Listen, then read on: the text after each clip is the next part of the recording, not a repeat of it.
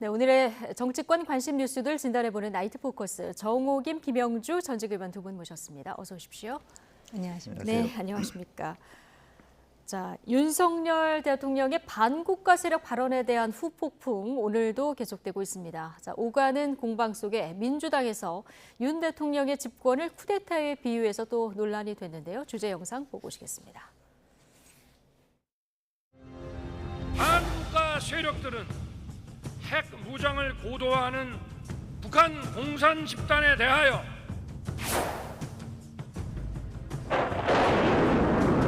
이분이 어찌됐든 문재인 정부에서 사실상 쿠데타를 통해 가지고 검찰 개혁을 반대하면서 조국 수사를 하셨던 분 아닙니까? 쿠데타를 일으킨 장본인들은 정말로 정제되지 않은 말씀을 하셨다고 보고요. 어느 국민이 그 말에 동의하겠습니까?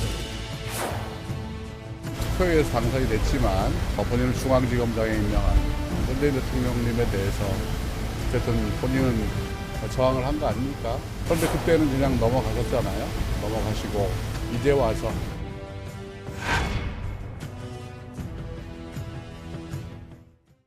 대통령의 반국가 세력 발언도 논란이 됐었고요. 좀 진화가 되는 듯 했는데 여야가 공방을 벌이면서 지금 오늘도 여전히 계속되는 모습입니다. 오늘은 윤영찬 의원이 조금 전에 들어보셨지만 윤석열 대통령이 사실상 쿠데타로 집권했다. 이렇게 얘기를 해서 이게 또 논란이 됐어요. 아마 이제 윤석열 대통령이 문재인 대통령 임기 중에 이제 중앙지검장 그리고 검찰총장으로 임명된 사실을 아마 빗대어서 네. 문재인 정권의 검찰총장인데 결국은 지금 새로운 그 대통령으로서 지금 그 공직을 수행하는 것에 대한 윤영찬 의원의 그 개인적인 불만을 이런 식으로 쿠데타라는 매우 극단적인 표현을 쓰면서 비판한 게 아닌가 그런 생각이 들고요. 그러면서 뭐라 그러냐면은 본인을 임명한 문재인에 저항한 것이 아니냐. 그렇기 때문에 쿠데타라 그러잖아요. 그러면서 아마 이제 그 조국 전 장관 수사라든지 이런 것을 염두에 두고 있는 것 같은데요. 저항을 했다라는 의미는. 네. 근데 실제로 윤영찬 의원이 한 가지 간과하고 있는 것이 문재인 대통령이 당시 윤석열 검찰총장을 임명하면서 제 기억이 정확하다면 살아있는 권력에 대해서도 수사하라고 하지 않았습니까? 그래서 문재인 정권 하에 그 조국 전 장관, 문제가 있는 조국 전 장관에 대해서 수사를 한 것이고, 그런데 그것을 지금 민주당의 주요 인사들은 문재인 대통령에 저항하고 있다라고 인식하는 거잖아요. 그래서 그런 그 왜곡된 인식의 일면을 다시 한번 볼 수 있는 그런 계기가 되었다라고 생각을 하지만 그러나 그 대통령이 자유총연맹 연설에서 그 반국가 세력이라 그랬습니까? 네. 보통 우리가 반국가 단체 그러면 북한을 이제 지칭하는 것이거든요. 물론 대통령실에서는 일반적인 이야기를 했다 하지만 오해의 소지가 있는 과한 발언을 함으로써 지금 논란이 증폭되는 점에 대해서는 아쉽게 생각합니다. 네. 자, 이렇게 또 야당에서 강한 비판이 나오니까 여당에서는 대선 불복 선언이냐, 폐륜 아니냐, 뭐 이런 또 비판이 나왔어요. 지금 며칠째 좀 생산적이지 않은 여진이 계속되는 것 같습니다. 네. 뭐 공통된 주제는 정통성인 것 같아요. 그러니까 직전 정부의 정통성을 대놓고 저렇게 무시하는 현 대통령에 대하여 또 실제로 선거로 당선된 대통령을 저렇게 쿠데타라고 얘기하는 오히려 민주당 의원들은 특히 뭐 윤영찬 의원 보니까 참 희한한 능력을 갖고 있는 것 같아요. 상대방의 실수를 이렇게 덮어주는 능력이 탁월한 거예요. 자기가 이렇게 더 과한 말을 함으로써 상대방이 실수한 부분에 문제가 되는 부분을 집중적으로 공격할 수 있는 부분이 그 시점을 없애버리고 자기 말로서 오히려 쿠데타라는 말이 더 심각한 문제죠. 국민들이 뽑았죠.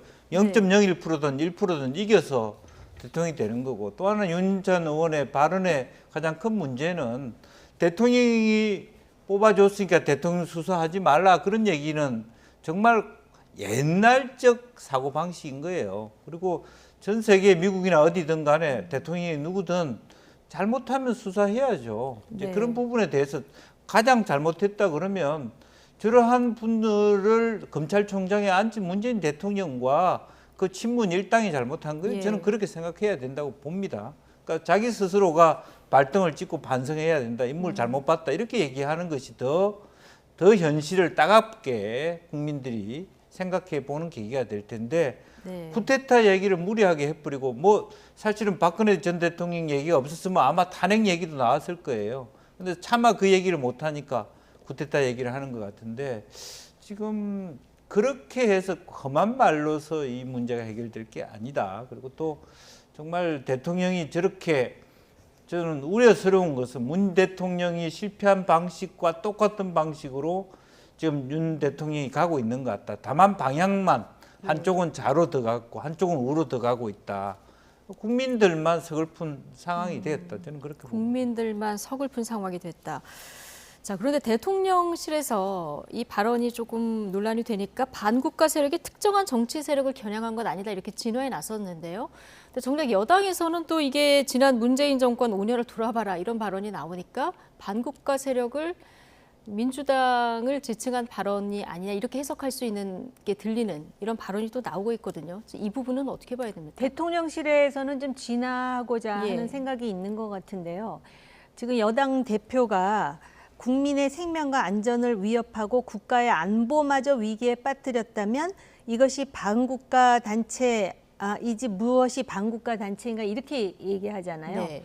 또 홍준표 대구시장도 또 이제 그 반국가 단체와 관련해 가지고 반국가 세력과 관련해 가지고서 이제 민주당을 비판하는 취지의 발언을 하던데요.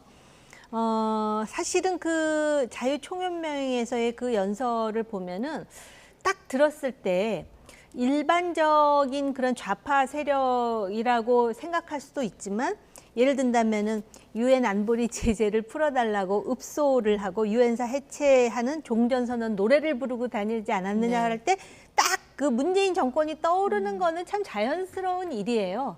그러다 보니까는 지금 아마 국민의힘 내부에서도 대통령실에서의 그런 입장에 대해서 아직 전달을 못 받았던지 아니면 여전히 반국가 세력은 곧 민주당 지난 정권이다. 그래서 민주당 지난 정권이 대북 정책을 잘못했기 예. 때문에 그렇다라는 부분을 부각시키는 거라고 저는 생각을 하고요.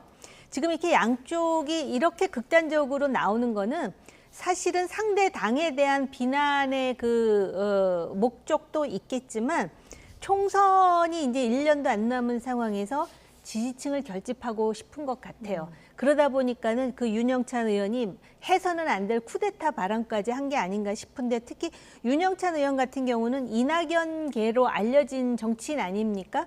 그러다 보니까 민주당 지지자들에게 실제 우리가 지금 윤석열 정부에 대해서 이렇게 강하게 나올 수 있습니다. 그러면서 그 지지층에 대해서 이낙연 그리고 그 소위 자신의 그 총선과 관련해 가지고 그 지지층들을 좀 이렇게 민주당을 지지하는 사람들 중에 일부 세력 소위 네. 개딸들 빼고 지금 견인하고 싶어하는 의지를 이런 식으로 지금 반영하는 게 아닌가 저는 개인적으로 그렇게 봤어요.